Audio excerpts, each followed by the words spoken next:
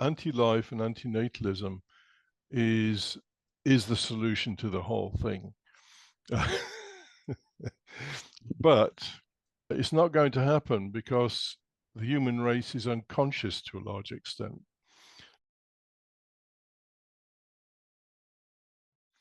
I trained in theoretical physics, oddly enough. In fact, I did do a PhD in it, although I didn't finish it. I then went on to build a business, which was what's called an IT analyst business. I got rid of that in 2005.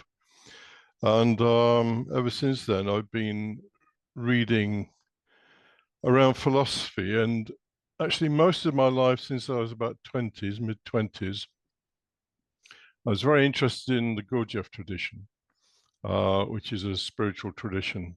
And I was fortunate enough to meet some people who knew Gurdjieff, so I kind of got it firsthand a little bit.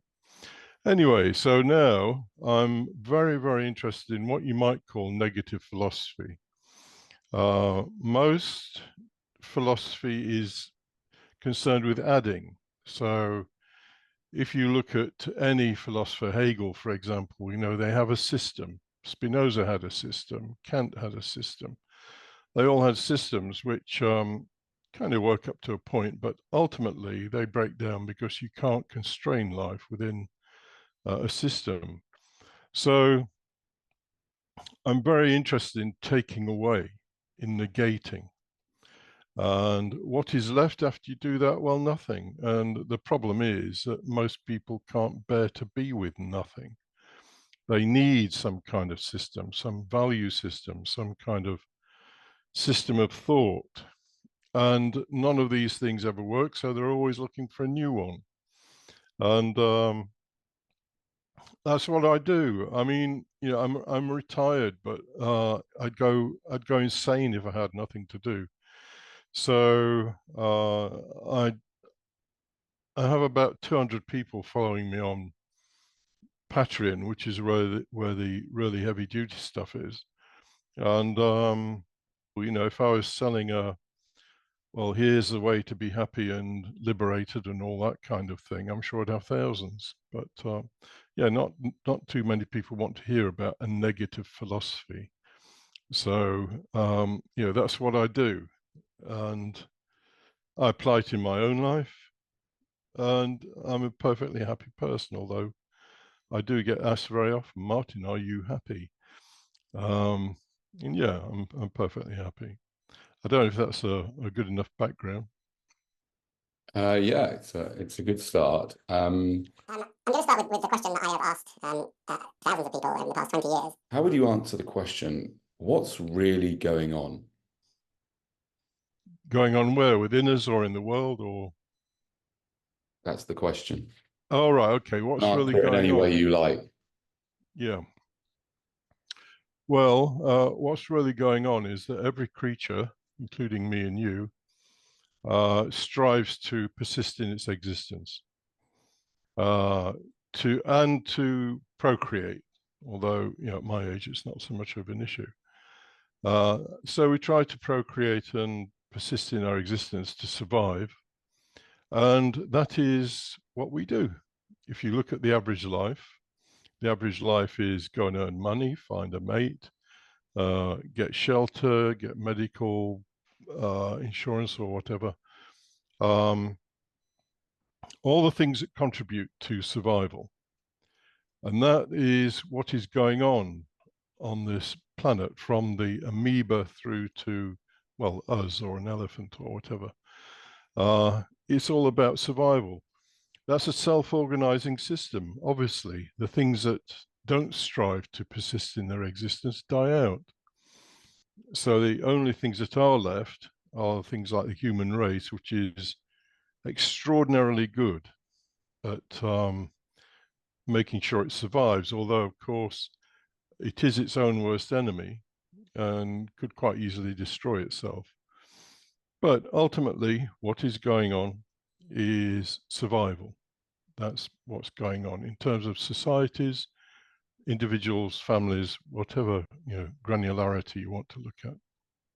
Okay. And I assume that there is no point to it at all? No, there's no, it's, as I say, in my opinion anyway, it's self-organizing. So no, there is no point to it. And this is a deep flaw with human beings. They think that everything has to have a purpose, including their own lives.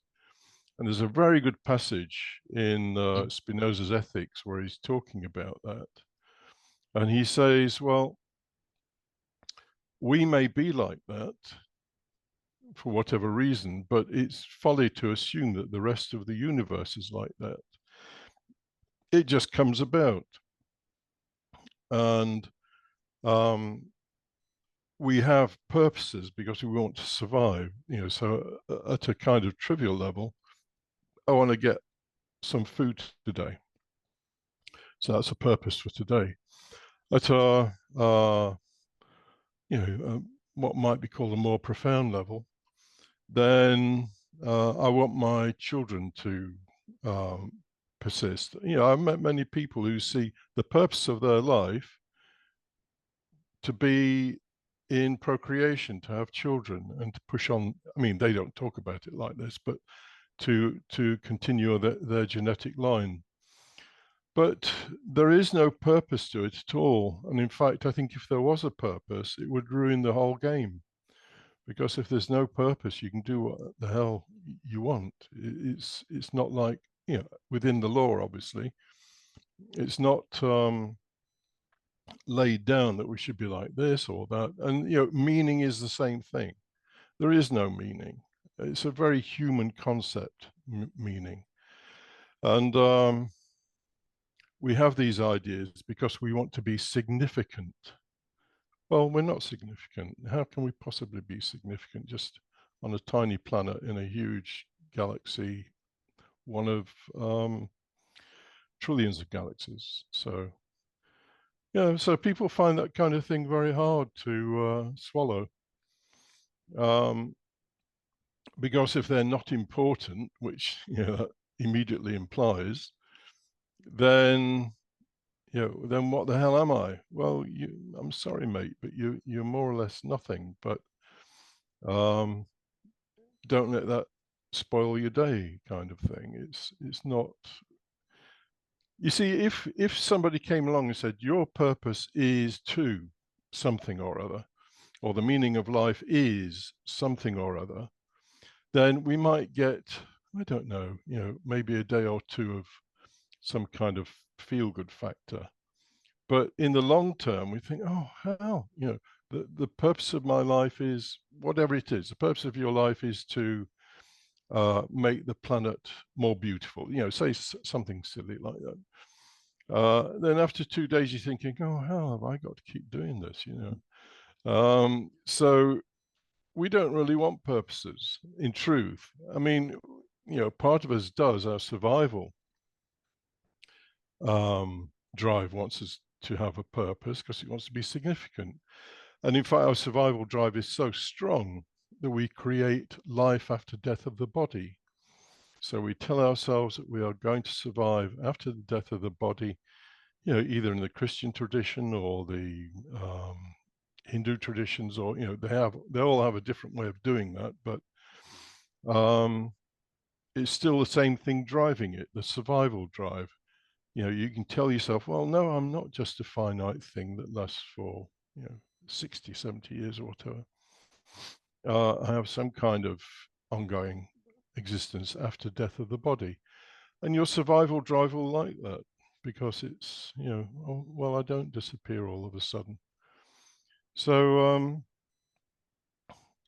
the survival, I mean, Dawkins, obviously, Richard Dawkins is obviously big on all of this, and I do agree with him to a large extent.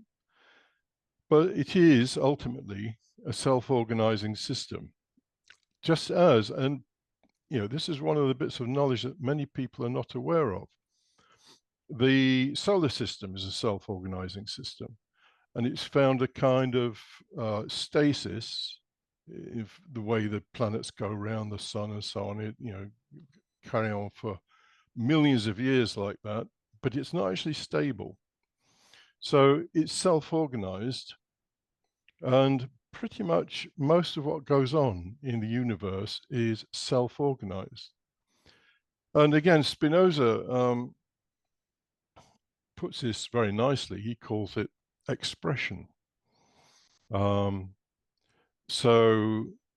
the force of gravity and the particular matter that might exist in a particular place brings about a particular expression. And for us, that expression is 8 or 9 planets whizzing around the sun, and it will last for however long it lasts. So the whole thing is self-organized. I find that quite beautiful, to be quite honest. I think many people would find it dreadful to think that there's no governing authority in the whole thing, but no, it's all self-organizing. We're not important, and whatever conclusions you want to draw from the fact that the universe as it exists has come about, it hasn't been made like this. One question that comes to mind is, I don't know why, but you want people to follow you on Patreon and follow what you have to say, right? So, I've got some subscribers, maybe a few thousand people might watch this, maybe. I've got a certain type of subscriber that subscribes to my channel. They're kind of like, I started off doing a lot of kind of challenging authority, in a kind of amusing way. I started off with that about 15 years ago, and then I moved over to challenging kind of the system and money and commerce and all that capitalism. And then I moved on, and I'll come to that, to where I'm at the moment with my channel. But I've got a certain type of person that follows this channel, or certain types of people, right? Why would they be interested in what you have to say? What are you offering them, if anything? What are you offering them? Well, a little bit of a history first on how this whole thing came about. I knew some people, and I just thought sharing the information would be useful. So I had a YouTube channel called Corporeal Fantasy, and there was no intention of making money. I just thought I'll make a load of videos and then, say adios. But what happened was a few people started to say, you need to have a Patreon channel. We'll pay you anyway. I didn't ask them for money. They said, we'll pay you anyway, but get a Patreon channel so we can do it in a better way. And so I set up a Patreon channel. I remember saying right at the early days of it, well, if I get 20 people for this, I'll be quite happy. Because you have to remember that, I'm here on my own in the south of Portugal. I don't have a lot. I don't actually have a lot of people I can speak to about this. And so to have 20 people. You're on your own with your wife, right? Yeah, with my wife, yeah. I mean, we know a few people socially, right? But I wouldn't talk about any of this right. to, in a social context. Right. So I said 20, and now there's a couple of thousand people on there, a few hundred of who pay. There's a couple of thousand, because at the start you said there was 200 people. Well, I mean, 200 paying subscribers, right. 2,000 free ones, whatever happens to be for free. Yeah, I'm retired. I sold a business in 2005. Right. And you don't need the money. I don't need the money, and I could just idle away my days, but I would die within 2 years if I was to do that. Right. So I'm doing this at the moment. So what? Yeah, go on, carry on. Yeah. What are you offering people? Why would someone sign up to your channel? Because they're in pain. That's the reason most people come. Because they're in a lot of emotional pain, not physical pain, but emotional pain. And the strange thing is that when people hear what I consider anyway to be the truth about our existence, they find it much easier to deal with the pain, because a lot of their pain is around resistance. to what is really just the plain fact that we're not important. We're born, we have pains that are usually greater than the pleasures, and then we die. You know, those kind of realities for people seem to resolve a lot of their existential angst and so on. So that's why a lot of people come. In fact, I think probably all people come. And there's an age group from probably 20 through to older than me, getting on for 80. But that's why they come. That's why they come. They've tried everything. They've tried, Zen. Although I was into Zen for quite a while. But anyway, they try Zen. They try spiritual things. They try motivational things, they try religious things and so on. And none of it works because all of it is trying to basically put a sticking plaster over the realities of our lives. That you can get bone cancer, that you can lose the people who are nearest to you and all that kind of thing. Yeah. Yeah. So, I just say it as it is. At the moment, I'm reading Schwann, Emil Schwann, who. Oh yeah. Can you just spell that out for people? Yeah, how you pronounce Emil, and then Cioran. Yeah. Who says some truly dreadful things, but if you can develop the ability to bear these very, very well, what would you call them? Shocking statements about life. And well, I won't go into that, but he, he's a good man. I mean, Schwaran, Schopenhauer, I'm sure you know Schopenhauer. Yeah. There's a handful of philosophers that give a fairly matter-of-fact outlook on life. And people find it reduces their angst for whatever reason. I don't know why. And the same for me. I'm not some kind of super guru or anything.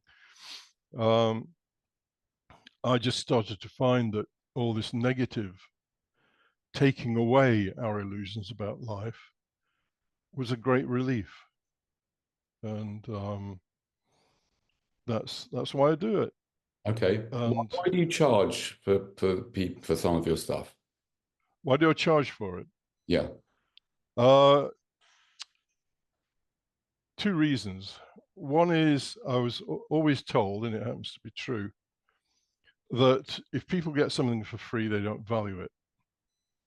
So if they're paying 20 euros, $20 a month, then they're going to take it slightly more seriously than if it was just something free that flicks through their social media every few days. The second thing is, it's a lot of hard work for me to put those things together. I enjoy it. I'd probably still do it even if I wasn't charging, but I think people need to feel that they have paid something to get what they're getting, because otherwise they won't put any value on it. I know that sounds like a corny answer, but Yeah, it happens to be the the tricky truth. one. It's a tricky one because there is, I think, there's two. I think there's just two ways of looking at it. On the one hand, I agree. It seems like, that if we don't, because of the way we've been so heavily conditioned, that if we don't pay for something, then we're less likely to look at it, perhaps. I mean, you could argue either way, but yeah, okay, that's fair enough. I mean, it's not a cast iron argument in that U.G. Krishnamurti, who you may have heard of, who is also a very negative kind of philosopher, didn't charge for anything. Yeah. He just said, well, I don't even want copyright on all this stuff I'm doing. Right. And that was his approach to the whole thing. And that could be one way to go. But to be honest, I'm just an ordinary human being. It's nice to get some money to pay the bills every month.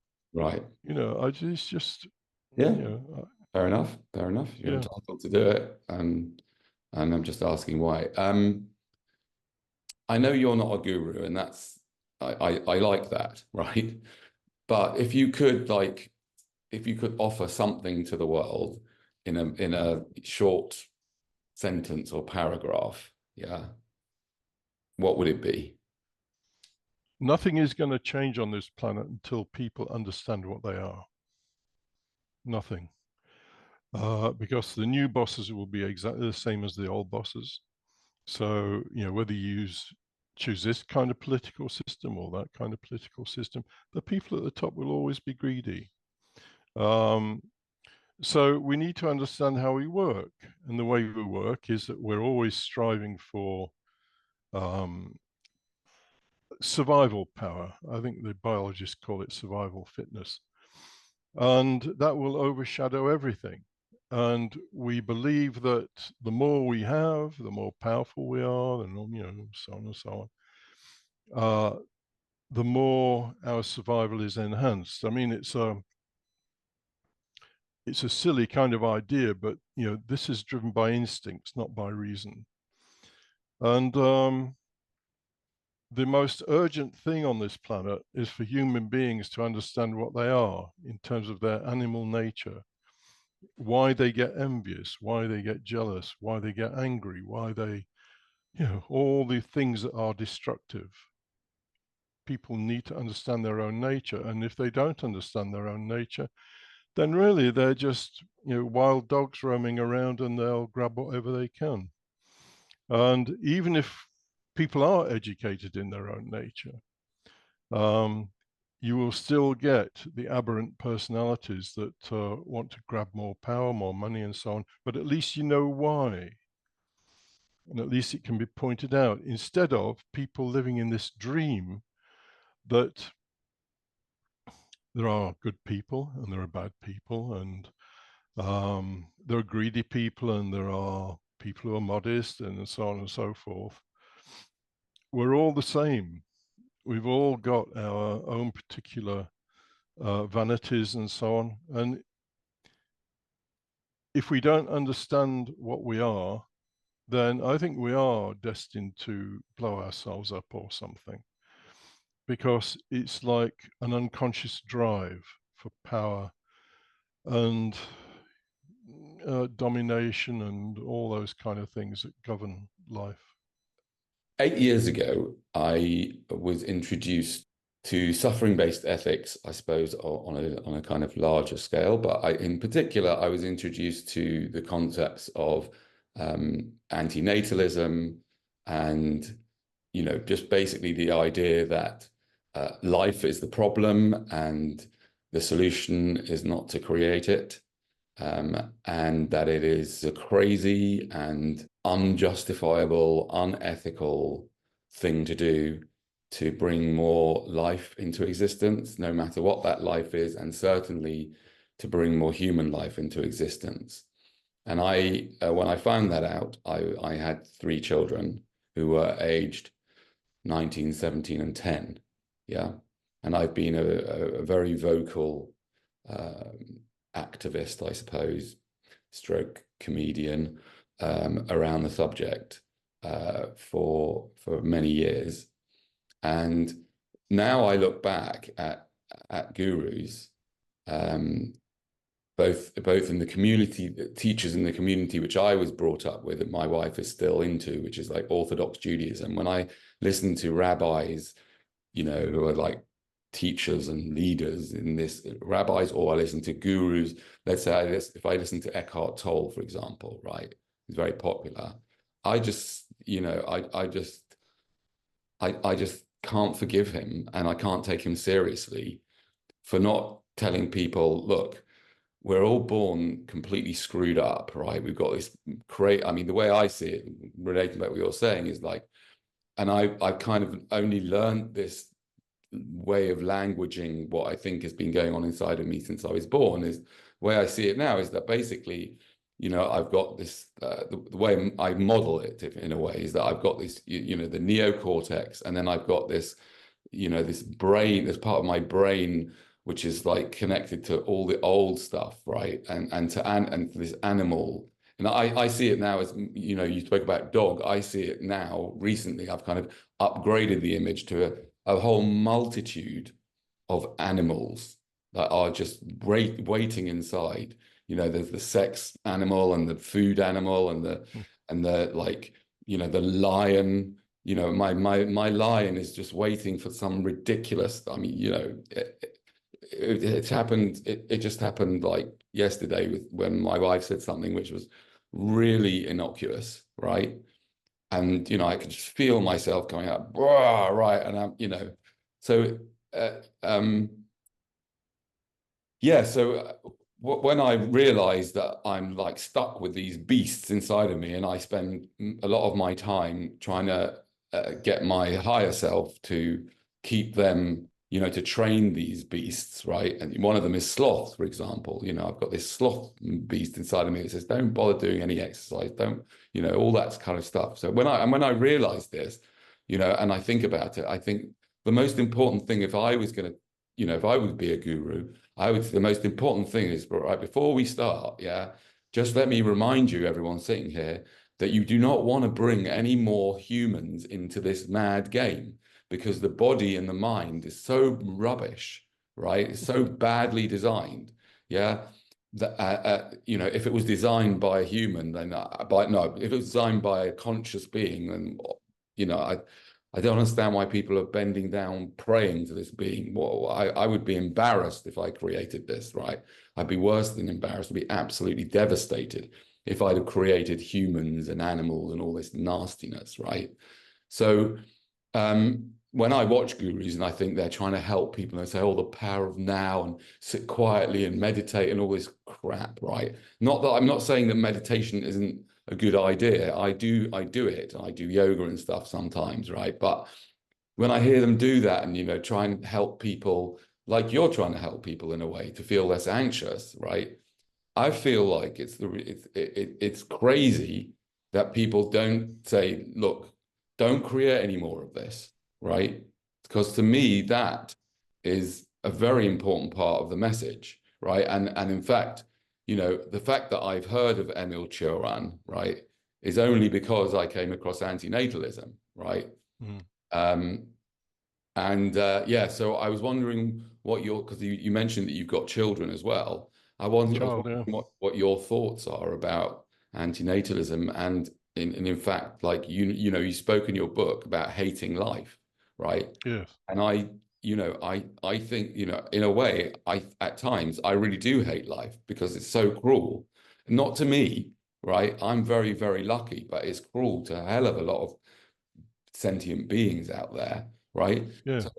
So what are your thoughts about anti-natalism and anti-life? I think anti-life and anti-natalism is the solution to the whole thing. But it's not going to happen because the human race is unconscious to a large extent. So the drives for sex and for property and survival and, you know, all the rest of it are so strong that the only way you might escape them really is by understanding them. And very few people are prepared to do that. You know, I'm 100% with antinatalism. I wasn't when I was in my 20s. Was I? Yeah. But now I am. And I mean, you know, we can kind of anthropomorphize it and say, well, you know, this God that created all this, yeah, it must be a total bastard. But the reality is it's all just come about. And I think we are sort of coming to the point where we can say, well, no, we don't want this. It's a bad outcome. You know, let's stop it. I mean, I assume you've read Zapfa. Yeah. And I pretty much agree with Zapfa.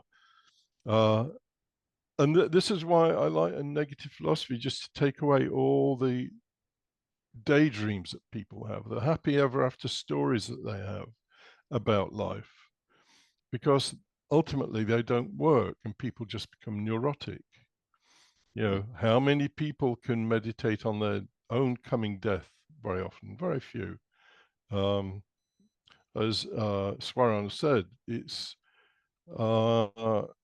it creates a revulsion in people, you know, and you have to overcome the revulsion. But to meditate upon your own death, I think, is a very valuable thing, because then life doesn't seem really quite as important as maybe it does without any awareness. Awareness and understanding are the big things.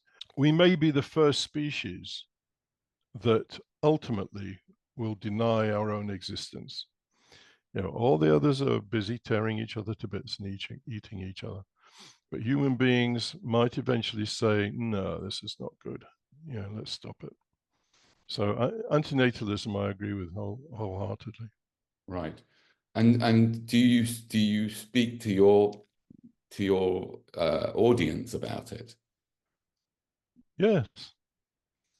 Yeah, no, to be honest, I don't talk about, I mean, I have mentioned anti-natalism, but I don't talk about it a lot simply because, well, as Gurdjieff said, the number of people who can bear to even think about the realities of life is very small. Mm. The people that I have on Patreon, a lot of them have been through a lot in life, as I have. I was seriously ill for about 15 years. It was hell. So I'm talking to people who know it's all shit, basically. And to talk about antinatalism would be to state the obvious, although I do state it sometimes. Okay. I become acutely aware of my propensity to be vulnerable to cognitive biases. Yeah.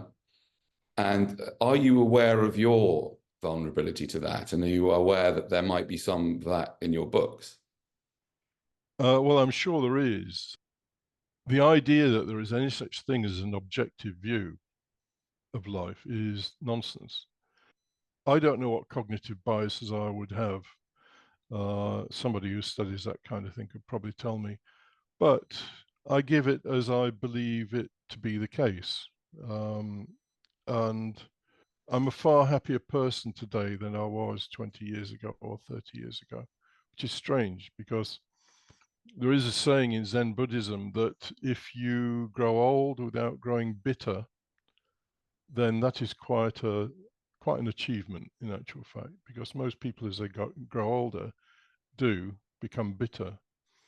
And I'm not bitter. I know it's all shit. And so how can I put it? I can laugh at it. I can disdain it. It's not a big deal for me anymore. Mm. Yeah. How do you relate to your children? I don't know how many children you have and what sort of age. One. How do you relate to them in terms of, you know, one of the things that I find difficult with my children is that everybody around, especially my wife, right, sort of relates to my children as if they're really special and amazing and like, yeah. Whereas I don't like to use the word grateful because that sort of implies that I'm grateful to somebody, which I'm not. But I do appreciate and regularly conjure up in my mind appreciation for the fact that they are, on the whole, you know, doing all right just about in this mad world. They're talented, they're kind sometimes, they're, you know, they're thoughtful sometimes, they're bright sometimes, they're, you know, they're pretty, you know, they're okay, right? But I share with you the view that they're humans, which is the problem. Yeah, How do you relate to your children, and how do you relate all this stuff to and with your children? I don't at all. I don't go into it at all. If I mean, I've kind of put a few, you know, dropped a bit of bait in the situation sometimes, if there's any response. But no, I'm quite happy to accept that my son is a being in his own right. He's not really going to have my inclinations, which he doesn't. And so I don't. but I do the family thing like everybody does, but I keep all this out of it. And do they not watch your content? Mine don't watch mine, by the way. So no, they don't watch not it. interested. I mean, the reality of human beings is that given the relevant circumstances, they'll be as much a monster as anybody else. And there was a very good program on Netflix about the, I don't know if you saw it, about it was called Ordinary Men or something, about the men who exterminated a lot of the Jews. And they were sent around in kind of squads to do it. A lot of them were just school teachers and bank managers and, whatever. And they went and did it. It was just like, oh yeah, today we've got to exterminate 5,000 people. Oh, well, we'll be back in time for the party or something. So that's the way it is. And if you want to see real human nature, then just look at a conquering army. Rape, pillage, murder, executions. That's really what Freud would call the id, the animal that's in there, and we don't understand it. And so, because we don't understand it, we don't know how to deal with it. I mean, interestingly enough, Freud is coming back in fashion, which is very, very good news. But for 100 years, psychologists have been behaving as though human beings are really nice things underneath, and take away all the trauma and all that kind of thing, and you'll discover, this pot of gold. There's a woman called Julie Resher, Reshe, who's a psychologist, and she has written a book, which I've got. It's a brilliant book called Negative Psychoanalysis for the Living Dead. And but she's got some very good points in it. And in fact, if you want to take the kind of nihilism and whatever to the extreme, they're now, the biologists are now realizing there's something called horizontal gene transfer, which means that bacteria and viruses in your body can transfer their genes to your own, and most importantly, your own sperm or an ovum, and create a little monster. And the theory is that the human race has come about because we're so different to anything around us. It's come about because of this horizontal gene transfer that created a kind of variation on the theme of the ape or whatever it was that in the end produces as we are, which is this really quite unpleasant species with a big brain that we can't manage. I noticed just one small thing that helped me after I read your book. So I'm going to give away secrets to the world here. I hope my children won't kill me for this, but my sons are aged 25 and 17, and every so often, they both live here, right? Still, right? And every so often they have this ridiculous fight, really nasty fights, right? Like they're 5 and 7. Yeah, it's ridiculous, right? 25 and 70, and they have really nasty fights. And I get worried that they're going to like kill each other. They don't usually even like injure each other. They sometimes do, right? And what's happened with me over the years is that they do that, right? And then I get triggered, right? Now I understand that what a trigger is for me is it's triggering my little beast inside of me. Yeah, and then all of a sudden I'm in for the kill as well, right? So they're kind of kill each other, and I'm trying to kill them both, right? And it's all a terrible thing, right? And it's and what I came to realize after having read the book Not Important is that firstly I made the mistake that I used to make the mistake that the 25-year-old should know better than the 17-year-old, right? But that's a mistake, because I'm 57, and the minute they do it, I'm doing the same thing as them, and I'm 57, right? It doesn't make any difference. I realize it just doesn't make any difference how old we are. That's number one. No, it We've got doesn't. these beasts inside of us that take over, once they think that they're on, so like when they're fighting, my beast is saying, right, you've got to kill them, before because you're under threat, I'm under threat. Yeah. So when I read the book, I just got reminded that actually, no, they're just like that. We've all got these monsters inside of us, right? And I shouldn't expect them to do any different than they do. And it's actually kind of remarkable that I often think in general, it's remarkable that that this whole thing somehow manages to carry on, and that we don't rip each other all to pieces. So it helped me kind of accept that we're not just, all of us we're just like messed up, and we've got these beasts inside of us that most of us aren't even aware of. I mean, the thing of becoming more moderate, more human as you get older is a total myth, because as people get older, particularly as they get into the last decade or two of their lives, the beast knows that it's going to die. They become desperate. And you'll see people trying to cram as much into their life as they can. And if anybody gets in their way, God help them. So getting older is not a process of becoming more, becoming wise or temperate or anything like that. As people get older, they do become, or the beast within them, the id, the survival drive, becomes more desperate. And that's why a lot of old people are very, very bad-tempered very often, because they don't have the courage to look at what is happening, namely that they are approaching death. So they've got this neurosis going on, and basically they get aggravated all the time, or a lot of the time. So you said that in your book, Not Important, the search for enlightenment is usually presented as some preferred state is futile.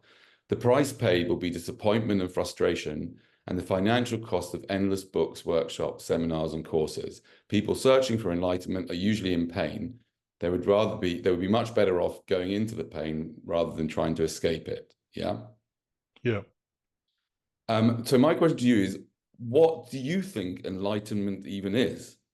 There is no such thing as enlightenment as it is sold to us, because what has happened over the past, I guess it started with, the 60s, 1960s.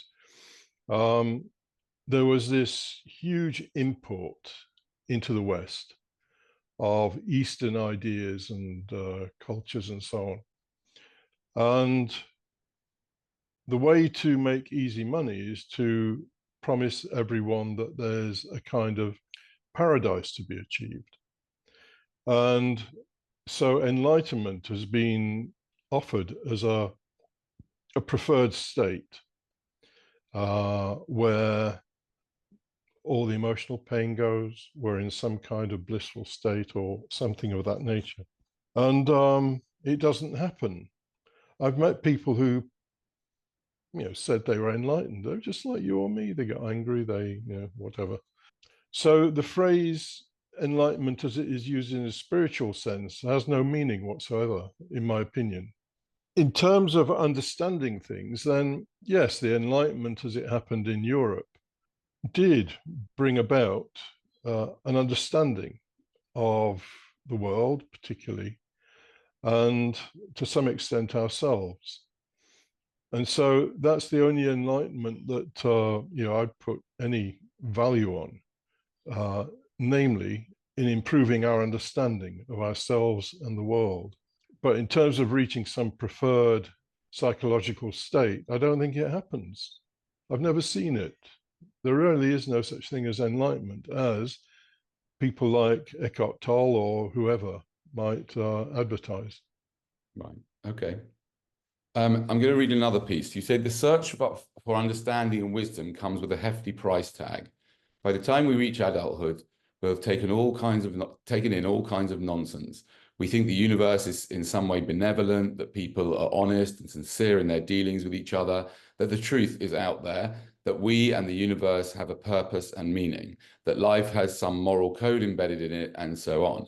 Coming to an understanding of reality will mean destroying all these comforting but false ideas, and this will be painful. Should a person persist, they may eventually lose all hope and, with it, gain inner freedom. But few people stay the course, right? Yeah. I guess the question I have for you is that, firstly, you're saying that when you shed all these things, coming to an understanding of reality. I mean, do you think that you have come to an understanding of reality? More of an understanding, yes. I don't think there's no absolute, because we don't perceive reality anyway. We perceive what our minds give to us, the representation that our minds gives to us. But so I can give you a very good example. For most of my life, I asked myself, why is there so much suffering? Why? Why would there be so much suffering? And embedded in that question is the idea that somebody or something created a world where there is suffering. It's embedded in there is, why would they do that? But when I realized there was no force, big man in the sky or whatever, that brought this about, I realized that there's so much suffering because there is. It's just the way it's turned out. And that understanding completely diffused that pain, that difficulty that I had looking at the world and trying to understand why there was suffering. They're suffering because that's just the way it's turned out. And that understanding for me was a big thing in actual fact, because I'd asked myself that question most of my life. When you understand that someone is envious because you are expressing more power than they have, then you can understand why people are envious. And all of a sudden, the understanding of why the world is as it is and people behave as they behave diffuses it. And on the hope thing, if you lose all hope, then you'll find freedom. Because on the other side of hope is always fear. The two always go together. So if you lose all hope, it implies you've lost all fear. And if you lose fear, then you are much freer within yourself, because you're not, you're not anxious all the time about this, that, and the other. So, I know I've said it a number of times in this conversation, but understanding is the key to it all. Because understanding what we don't, a classic example, thousands of years ago, maybe hundreds of years ago, people thought that thunder was the noise of the gods because they were angry. When we found out it's because of an electrical discharge and the mechanism involved, then all that fear goes away. So it's like that. The more we understand ourselves, then the more we can live what I would call a realistic life.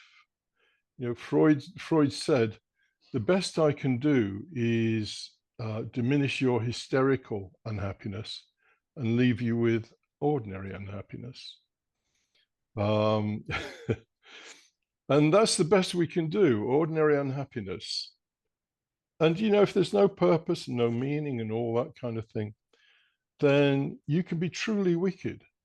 You can say, it's a particular poem, I can't remember it's a Persian poem. If you lose the world, do not regret it, because it was nothing. And you can start to see the world, well, the world really is nothing. And so you can start thinking these ways instead of, oh, it's a beautiful world and all the rest of it. And you can become truly wicked. And it was once said to me when I was involved in the Gurdjieff work, Martin, we're not here to become good members of society.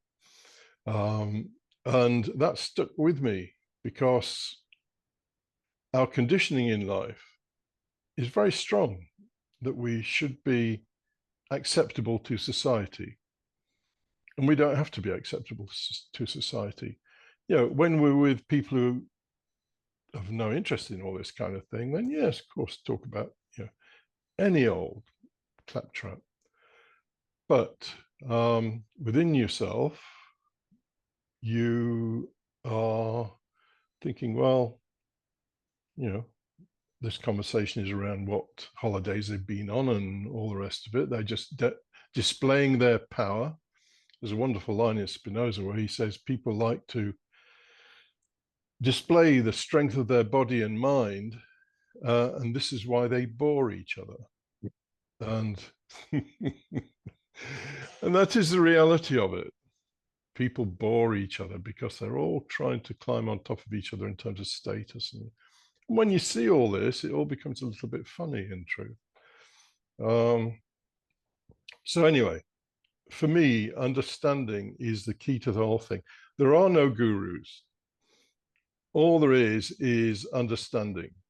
And you can get your understanding from Spinoza. I mean, I would say numero uno almost, Spinoza, Kant, Swara, Nietzsche.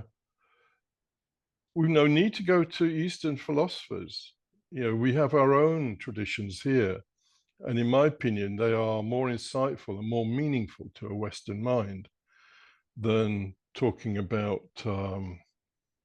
the something or other, I can't remember the name of it now, something or other sutra.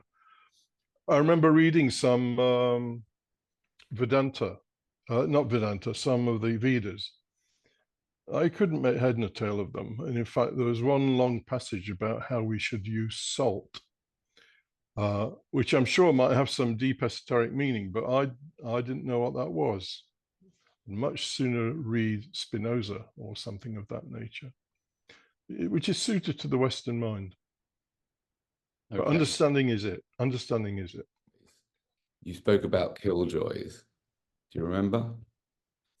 Oh, I remember. Yeah. It was, what I was saying was the religious people, and this is literally what they do. Yeah. They look at normal human behavior, which is we lust after, sexual partners. We're greedy. We tend to be self-absorbed and selfish and so on. They looked at all those things and they said, well, we can't have people doing that. They'd be happy if they did all that. So let's get them to do the opposite of that. So lust is a bad thing. Selfishness is a bad thing. Boisterousness is a bad thing, and so on. So it's like they just took normal human behavior, inverted it, and said, you've got to be like that. And as Spinoza says, these people specify a human being that just does not exist. And they do it because then they can be superior. They can be the killjoys, they can be superior and convince you that in some way you are inadequate when actually you're not. And, from my own experience with religion, I can recognize what you're saying there, and it's another way of them, I guess, them controlling people and being better than people, etc. Yes. However, you could also like, I mean, although I think they're making a point though, because you're kind of, whilst I think it's okay to, I think it's important to admit that that's what we are, right? We're these, now I see it as like I see life as a meaningless, cruel game, right? Which we Yeah. all lose. Yeah. Yep. And I see it now, and it might change. You know, I've changed my views quite drastically many times. And my wife, you know, often reminds me how difficult it is for her because she's been married to about 10 different blokes with one body. And even that body's changed quite a lot, right? So it might change, but the way I see it now is that life is a cruel and unintelligent um, game, right? Virtual reality game sort of thing, and we're forced to play the bloody game. Yeah, we can't get out that easily. Part of the game is trying to survive, right? But it's also like, to me now, I see it as part of the game is for me to train those beasts within me, those beasts, for me to train those beasts within me so that I've, you know, so that I to some degree I've got them on a leash, right? And I at the moment I feel like I live this kind of strange paradoxical life where I think it's meaningless, I think it's cruel, I think it's heartless, and I tell everyone that I know, don't create any more of this. It's madness, right? And at the same time, I play this game as well as I can and as hard as I can, right? So that I am an easier person to live with, so that I am an easier person to live with within my own body, because if I'm able to, to keep my dirty dog, my dirty dog sex beast on a leash, and if I'm able to keep my piggy, that wants to eat everything in sight, on a leash, and if I'm able to keep my slob on a leash, right, so that I don't just sit around all day doing nothing, etc., etc. If I'm able to train all those parts of myself, those nasty parts of myself, to a degree that I can, yeah, then that's what I choose to do. So whereas what you seem to be saying in your book is that, don't even bother with that. Yeah. I might be wrong about that, but No, no, you're right. There's a wonderful Zen saying by a guy called Shunryu Suzuki. And he says, if you want to train a bull, give it a large pasture. Don't nail it or chain it to a post because it'll go crazy. And that's the way it is. These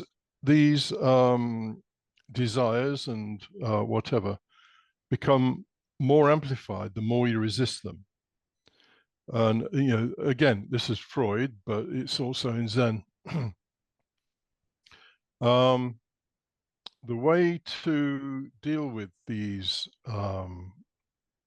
with this beast we have within us, is to give it expression where it doesn't hurt other people, basically. So for a number of years, I had a punch bag. And my wife reminded me the other day that I used to hit it so hard that it would, it split it was in the garage, it split the wooden beam that was going across the roof of the garage. Because I had so much anger in me. I don't particularly these days, but I used to have a lot of anger. There's no point me saying to myself, well, I really shouldn't be angry like this, and da da da. It would have just got worse. So if you study Freud, or you study I think I've mentioned already Freud and Zen, and there are others as well. Oh yeah, Nietzsche. Nietzsche celebrates the ages when cruelty was rife because it was more honest. So we're cruel in dishonest ways now. So you might be cruel to someone by just continually having side swipes at them, instead of just, some big meltdown or something. So I think this is what Osho was trying to, Osho, the guru guy. I think that's what he was trying to do with his kind of wild orgies and all the rest of it, just to get it out. Although I don't think it worked particularly well, to be honest. And I'll just relate a story to you. You publish it if you want, but I was involved with some Zen guys, and they put me up in their house for a week. And one of them came to me and said, Martin, would you just mind hoovering the carpets? Now, normally I wouldn't have done it. But I thought, well, they put me up for a week, so maybe I do something in return. And I was hoovering away and getting more and more irritated by it. And and the guy who'd asked me came up to me, and he was, he'd been studying Zen a long time. Came up to me and he said, Martin, how do you feel about this? I said, hoover your own fucking carpets. And he said, why don't you throw that hoover out the window?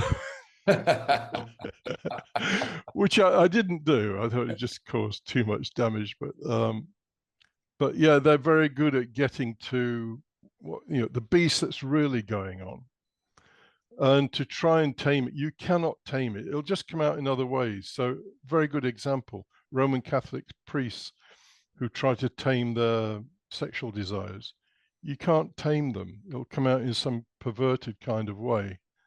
So no, it's very bad advice to try and tame our beast, our id, whatever you want to call it, in the way that you might try and tame. I disagree with you. I disagree with you. I think you can tame it.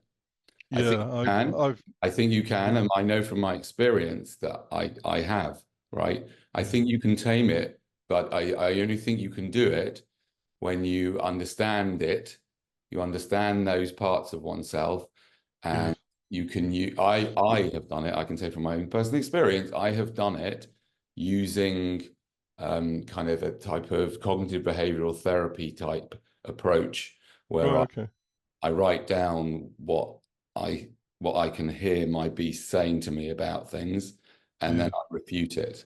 Yeah, and together with some disciplines that I put in place, I've learned how to discipline myself. So, to discipline those beasts so that they're not so active in my life. They don't have that much power anymore, right? So I disagree with you on that. I think you can tame the beasts. Yeah, well, I know almost nothing about cognitive behavioral therapy. Okay, well, I'm just saying that, like, yeah, I mean, I think you're making an important point, which is you can't just, I can see that, that if you just try without any help on your own, and you try and stop those desires or something, and you try, and then you're just going to end up worse, because it's very, very powerful. I kind of agree with that, but I think that there are methods, especially using modern psychology, there are methods of overcoming those beasts. And again, the danger of the priests, of course, right? Of course, those are the dangers. But from my experience, I think it is possible to do that if you know how, and you use the right technology. But yeah, I'd be interested in hearing more about that. Okay. After the I did it, for example, I learned these techniques from on a course that I did about 1.5 years ago on eating. I'll send you the link. I'll put the link also in the bottom of this film also, of the course that I did, that basically taught me how to put my food beast on how to start to tame it a little bit, right? Yeah. And because for most of my life, I'm at the lowest weight that I've been for a long time, and for most of my life, I've really, really struggled with that part of myself, right? It's been like so vicious and so overwhelming, and you know, so on a daily basis I would like be, you know, I'd just be totally kind of possessed by the food demons, and I would just be eating. Yeah, well, I'm possessed by the food demon. I'd be very interested in that. Okay, great. Yeah. I'll send a link. I mean, it's a course that I did that's now changed its name, but it's called Defeat Your Cravings, and you can get an audio book as well of the guy speaking about it, and I'll send you a link to my film, and I'll put it below. Is there anything else you want to tell us? Anywhere that people should go to find you? I mean, I'll put your Patreon link in the bottom in the description. Anything else? Well, my wife is in a fit of temper one day. I actually deleted my Corporeal Fantasy YouTube channel.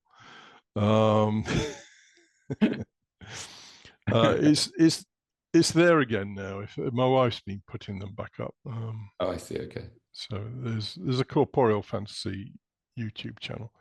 If they're interested, that's about it really. And there's TikTok as well, right? Yes, well, it's on my wife's channel, but because I hate TikTok, but yeah, it's terrible. Yeah, it is a horrible thing. Yeah. But yeah, I have a TikTok channel which has had 2 or 3 million views on some of the things that put up there, but it seems random as to what gets viewed. I know. It's incredible. It's just so random. Yes, it is. I've got also stuff on there, 3 million, and then 10,000 on another one. Strange. Okay, well, thank you very much, and well, thank you. Wish you well, and good luck with all what you do. Thank you. Yeah, thank you very much. Speak again sometime, I hope. Yeah.